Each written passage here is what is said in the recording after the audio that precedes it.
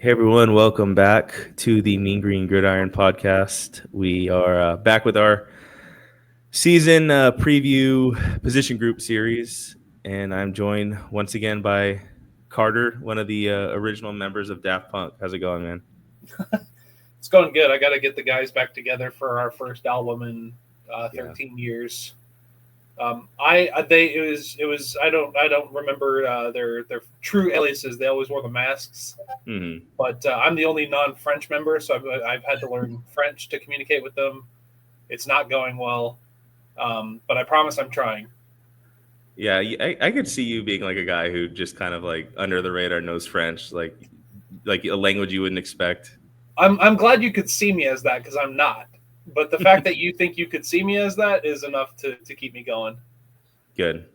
Glad I could at least give gas you up a little bit. But anyways, yeah. So we're back doing position groups, and today we're gonna go over the running backs.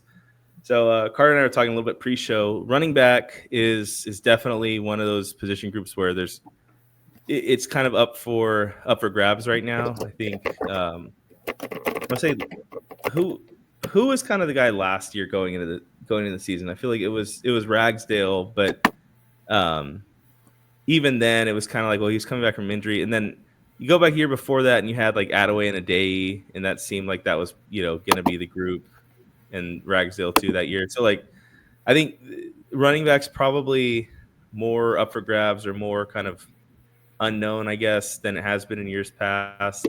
Right now, on the graphic I've got up, I have Jaden Beck starting. I've got his class as sophomore. He's actually a junior. They finally updated that on the roster. They had him as a sophomore for some reason, and they finally updated him to junior, but I forgot to update on my graphic. So he is a Sure. junior. Ignore the ignore the sophomore. He came from Missouri State, and he's originally from Waxahachie. He had pretty productive couple years at Missouri State. One thing about Bex is that he was kind of like he was really like their main transfer portal target. It seemed like just kind of following like recruiting. It didn't seem like they were looking at a ton of different running backs. And Eric Morris was on the Texas High School Coaches Association, like whatever preseason media thing that they had this year. And he was talking about how basically this year they used he had a his agent kind of break down the way that NFL teams allocate their salary cap by position. And Mhm. so they kind of use that as a template for how they wanted to divvy out the NIL money that they have and Yeah. use it accordingly based on position groups and scholarship allocation as well. And it seemed like running back kind of got the short end of the stick there as far as resource allocation. So um, you know, read into that how you will, but I think he kind of, like I said, he kind of zeroed in on Bex as like a pass catching kind of speed threat out of the backfield, and I think that's what he wanted. And then you got Mackenzie McGill, who had one of the most under the radar 10 touchdown seasons I've ever seen out of a Yeah. freshman. Sibley showed some good signs as a true freshman, and then you got some other guys. Ashton Gray redshirted last year. Dennis Moody, transfer from North Alabama, has some experience there, and then Caleb Hawkins, a true freshman from Oklahoma. So, Carter, what are kind of some of your key like things that you're noticing from the position group early on? So in my notes, I noticed that Jaden Bex has not fumbled a ball, at least not that one that I can find recorded in his last 2 years at Missouri State. Um, I've been on the record in the past as kind of complaining that like one step North Texas could take to like that would make me really happy is to stop recruiting FCS players. Like I wanted us to really kind of hone in on getting FBS transfers and even if I'd rather have a low level FBS guy than a high level FCS guy just because I think that's just the talent parity there is important to capitalize on. But as far as our team goes, I mean, we have two coaches in Eric Morris and Patrick Hobbs who are, if you want to call them whisperers, I don't know if that's the right term, but they're guys who are really really good at assessing talent at the quarterback and the running back position respectfully. And as a fan of North Texas football, I am never really concerned about either position because I know that those two guys are very adequately capable of finding talent. And at least in looking up Jaden Beck's stats, I mean, he had 460 yards last year at Missouri State. That's a team that is D1 now, so I can't be too upset. They got a nice D1 running back technically. Average 6.8 yards per carry, so I like that a lot. A little bit small in size, but he's really shifty. I watched some of his tape. He's got good bursts of speed, so I definitely would be fine with him taking the reins as running back one. One thing that we have done a good job of in the last couple of years is platooning running backs. And even though we lost Demaje Harris, who I was so excited about after 3 games, I think we all were.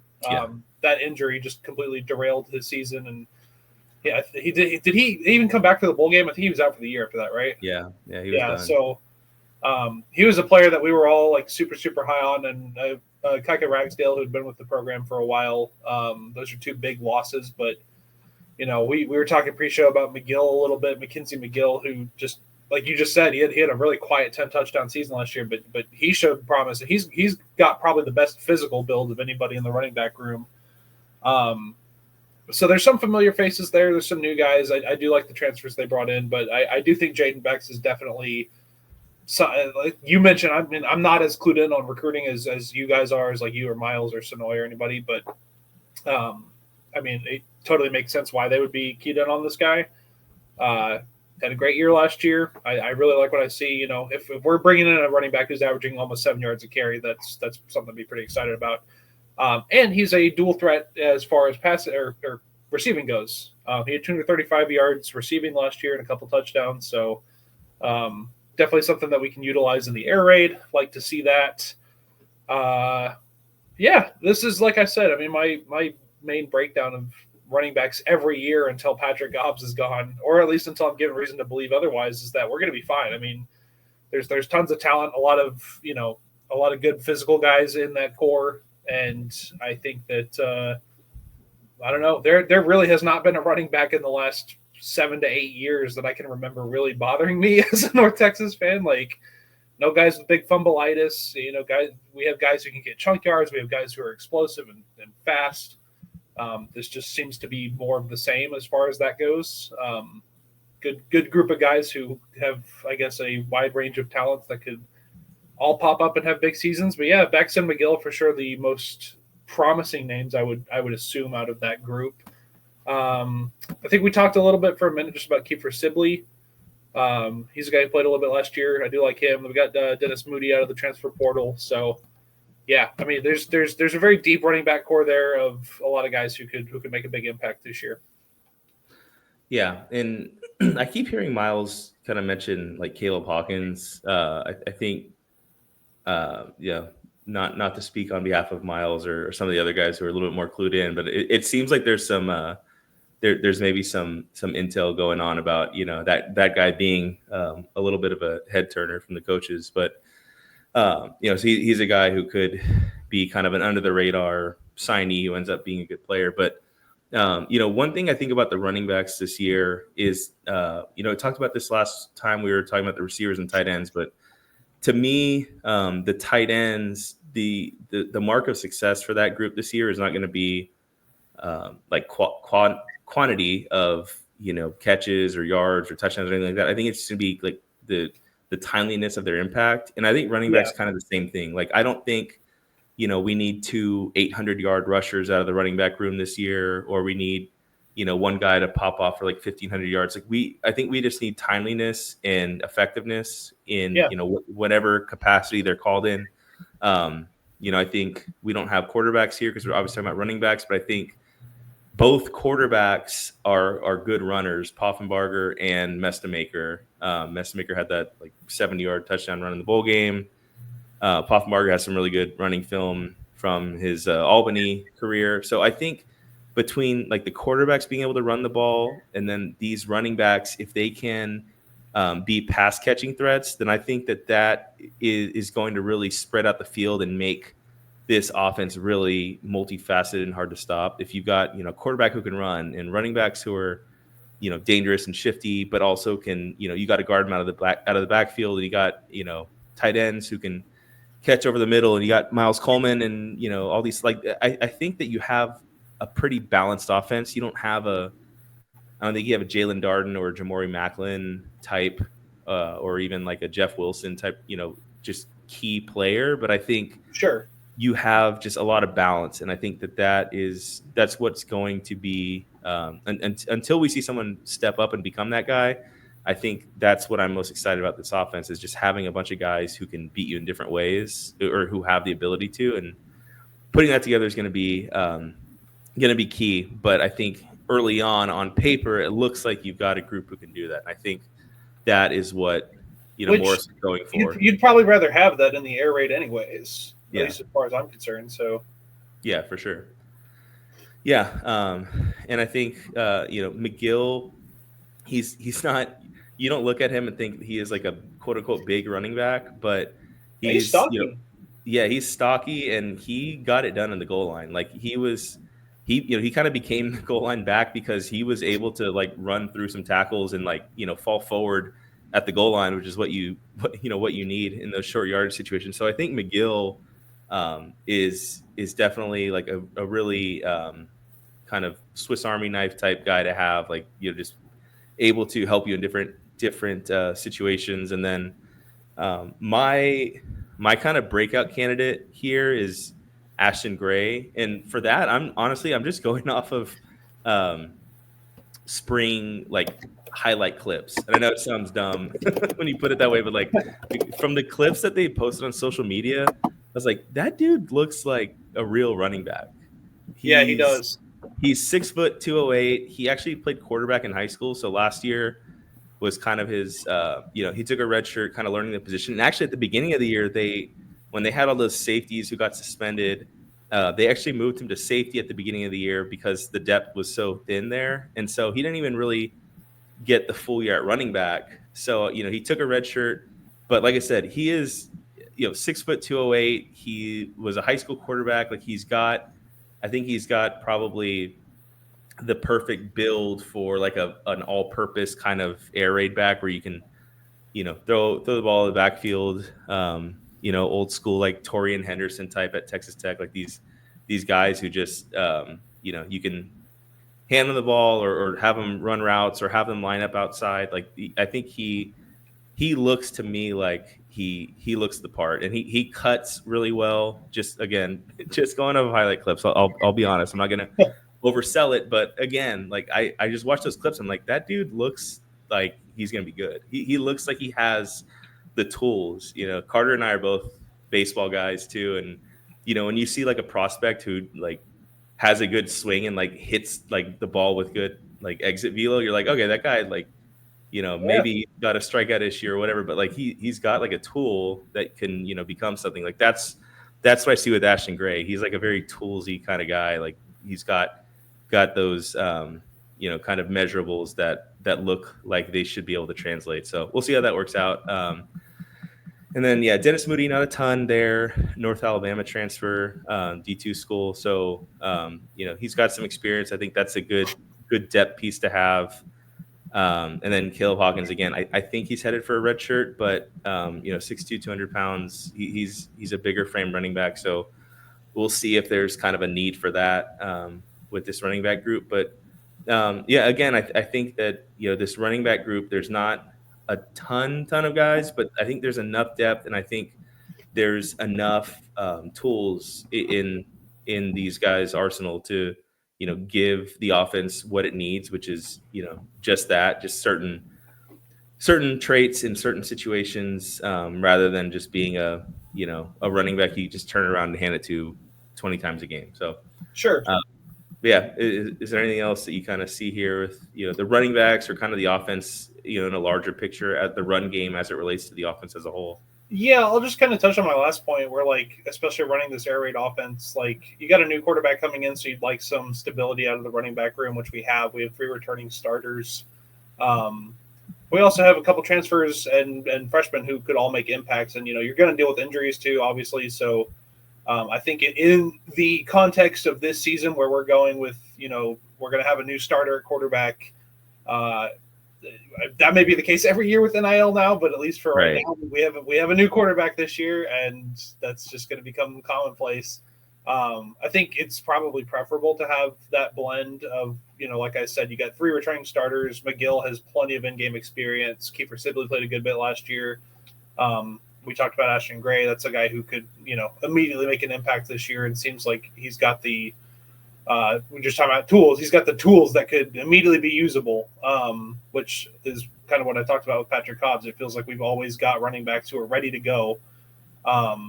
So yeah, I think as far as the running back core for this year is concerned, I think that we are set up to be able to sustain injuries if we do, which is pretty much an inevitable fact. It just always seems to curse us too. We always seem to suffer running back injuries specifically. Yeah. That's always been a huge issue with us. So, yeah, I don't know. I'm excited. I think there's plenty of talent here. Like you said, I mean, Jaden Bex definitely seems like a guy who could be like a breakout candidate for this team. Like I said, Missouri State's going D1 now, so he was going up against good competition last year and put up good stats. And I do like that. I actually did not know that Ashton Gray was a dual threat quarterback. Did not know that. Yeah. So, I don't know. That seems like a cool little fun fact that could be. I don't know. Kind of, we had the Austin Ani bit for a while. It seems like we're due for a good bit. We had a 28-year-old quarterback. Now we have a dual threat quarterback playing running back. So why not? Yeah, and receiver with Wyatt Young too. That's right. Yep. So we got multi-tool athletes. Yep. On the football team, which I like. But yeah, definitely. It's a promising group. I would probably have more to say if I had concerns. We were actually initially going to do linebacker talk tonight, and I have notes on my linebacker page where I'm like, oh yeah, I want to talk about this, and I think we might struggle here, and blah, blah, blah. But it's I seriously this is just the one position every year where I don't want to get too arrogant or cocky, but it's this is the one position where I feel like our running back room is better suited against pretty much anybody else in the conference. I have a ton of respect for Patrick Cobbs and the work he's done here. I hope he's here for a long, long time, but that's selfish. He probably deserves a better job at this point for how many good running backs he's pumped out at UNT. So, yeah, I don't know. I'm excited. This is a good group. All right, give me your leading rusher this year. You kind of touched on it. I think McGill will be kind of like a short down back. I would probably say the safest option is Beck, but I don't like taking safe options. I'm gonna go Ashton Gray. I think Ashton Gray has a nice little breakout year. Oh man. I do think Bex will probably end up as the RB1 or quasi RB1 in this offense, just based off of on paper potential. Yeah. But yeah, I'm gonna go Ashton Gray. Why not? Like I just said, we need bits. I need a good unicorn to cheer for. I'll go with Ashton Gray. That's a good one. That's a good the whole adopt a player thing. The guy, you try and go for the guys that aren't obvious. Have they started the adopt a player thread yet? Is that already? I haven't seen it. I haven't seen it yet. Okay. It's usually more like August, but if it's open, I got to go and see if Ashton Gray's been claimed. I'll run with him.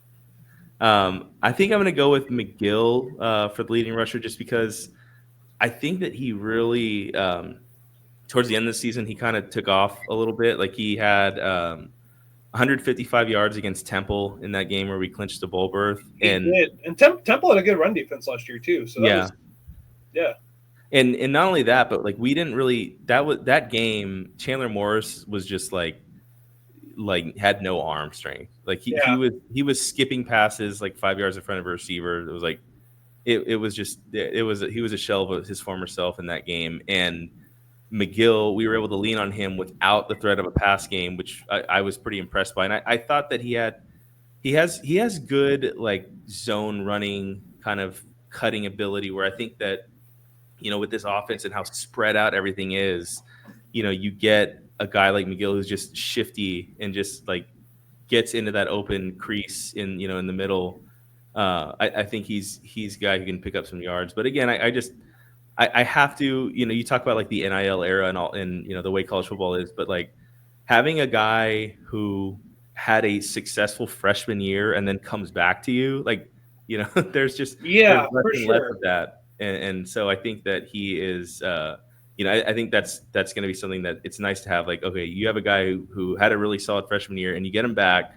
Like, let's see how he actually progresses instead of Mhm. just, a guy you develop a guy and then he gets picked off, Have by a to bigger school. and have to worry all year about who's going to snipe him from us. Yeah, Exactly. Yeah. So, yeah, I think that'll be interesting to watch. Of like, how does he progress in year two after building off that freshman season? But so that's yeah, I think that I think Bex starts off the season as RB1, but we'll see how it progresses. And then just real quick, we're not going to talk about offensive line today, but this offensive line really is getting some solid preseason pub. I think. I want to say Phil Steele, the one of the preseason magazines, the big like stat nerd book. He's got the offensive line group ranked 40th in the country, oh and wow. you've got Gabe Blair, who's 4-year starter at center. You've got Braden Nelson, who started for you last year. You got Dixon, and you got a bunch of other transfers who, again, we'll go about it more in depth, but I think that this is an offensive line group that should allow you to be able to be productive in the run game, Yeah, for beyond sure. just the third of the passing game. So, I think that's something that I'm kind of excited about to see. So, just another added benefit to sort of the, having year 3 of the Eric Morris era. He has, despite the NIL era, he has lost some guys, but he's also been able to get some guys and still retain some solid talent. So I think this year, he talked about in the Texas High School Coach Association interview that he did, like we have like 40 to 50 newcomers this year, where last year it was like 75. So Yeah, like I think as tough as it is, it's still, it was more continuity than than a year ago. So that's a good thing going yeah, for us. So, sure. I mean, I literally think that number was accurate. I think it was like 75 new players last year, something yeah, crazy. yeah, for sure. All right. Anything else, Carter? Nope. Just Your final excited word? for more offense. Yep. I will say we're blessed to live in a time. Again, I was not a North Texas fan during the dark days. Depending on who you ask, there have been some dark moments the last couple of years, but it's never been as bad as other fans have experienced. I was not a fan in 2015 or any time before that, so I haven't really experienced too much tragedy. So I have I don't want to say a weakened perspective, but I am grateful for the continuous bountiful pool of offense that this team continues to provide. Even when we lose, it's there are a bunch of fun guys to root for, and I've been a fan since 2017, and I can remember almost every running back that has ever suited up and played a game for us, just because kind of the same as the quarterback position. We've had some fun skill guys out there, Yeah. and I don't take that for granted, because not a lot of colleges get that. We're pretty much consistently in the top 5, top 10 in terms of offensive production, and the running back stable is a big reason for that. And like I said, I know it's selfish, but I hope Patrick Cobbs never leaves, man. He's so valuable to this program, and every year, I mean, next year, it doesn't matter what our record is this year or how we perform. Next year, when we do our running back preview, I'll have the exact same sentiment as I do now, which is like, I trust my guy, I trust this group. So, bunch of fun returning guys, bunch of fun new candidates, some couple transfers that have some potential, and let's get to work. Yep. And yeah, we're getting close to the season now. Just I don't know, about 5-ish weeks away. So Yes, sir. we've got a few position groups left to do, and then we're pretty much gonna be ready for the season. So not too much longer. If you're still listening, you've done well in waiting out the off season. So the reward is almost here. It's almost season, almost That's football right. time. That's right. I do have one question real quick before we sign off. Do you think that this offense will utilize more running back pass catching this year? Yeah, that's a good question. So I don't think. I think it'll be more than last year, but I don't think it'll be much more. And I think, again, what I want to see is like a timely catch. Like, it's a tie game in the second half, and there's like we run a wheel route on third down that they don't see coming, and Bex makes a catch and goes 40 yards for a touchdown. Like I think that's more what I want to see is like the just like the threat of it and more of like the timely impact than like a running back catching 50 passes this season. Like I Right. don't think it's going to be that. I think it's just going to be again like more timely impact and having that threat more so than just like a quantity kind of thing. Sure. But That makes I sense. still think more than last year. Okay. I'm on board. I like it. And last year was kind of tough too because I think maybe had Ragsdale and Jawan Price been healthy, I think those guys were probably more suited for that pass catching out of the backfield. So it might have been different had the original depth chart been intact. But Sure. after that, even with Shane Porter, a converted receiver, like I think that it was just kind of like we can't get expansive with the playbook. We kind of have to let these guys just kind of not have too much on their plate and just Yeah. worry about taking on less responsibility. But all right, well with that, thank you for listening and go Mean Green. Go Mean Green.